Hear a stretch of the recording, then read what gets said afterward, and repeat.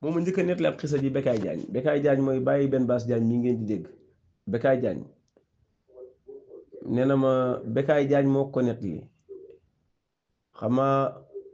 am murit la wala bëggoon na suñ bëgg goo xam daal ñëpp xamoon nañ ko ci moom te daan dem di ci ay gaal di wuti ay jën ci xaw ma fan di ko indi biir Sénégal daal am na fu mu daan wuti ay jën xaw ma Gambie la xaw ma Guinée daal diggante yooyu noonu bis nag gaal gi dëng di bëgg ñuy bëgg a lab waaye moom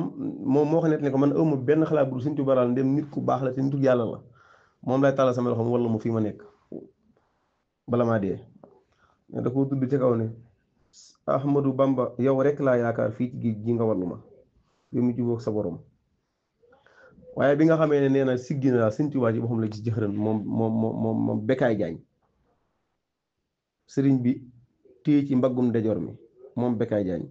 Sëñ Musaa moo ko nettali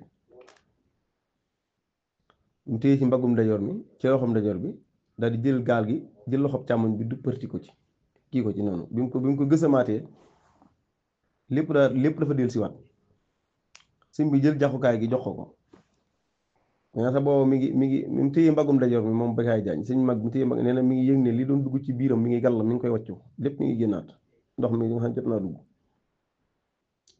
nee na sëñ bi jox ko jaxukaay gi ne ko joxal jublu nii te bul gestu waaye nee na ko maa ngi sàcc di ko gestu nag nee na jëxërën la ko gis moom doy kii dara jëxërën la ko gis ne muy dox ci kaw ndox mi nee na comme ndox mi comme géej ni mu mel ne aw xuur ak yooyu di yëg ko wàcc nee na may seen collu mbaxana mi daal jëla bi mu soxlaa maa ngi seen ca ba yàgg muy wàcc ci aw xuur ba yàgg séenatuma ci moom dara lii moom moo ma ko nett ni Bécaye Diagne moo ko nett nee na mas naa ko wax benn baas Diagne sax mu ne ma nee na mas na ko wax bis benn baas mu ne ko sama baay daana ko nett li bi ñu ay gone daa dégg mu koy nett li lu baree bari wante sëñ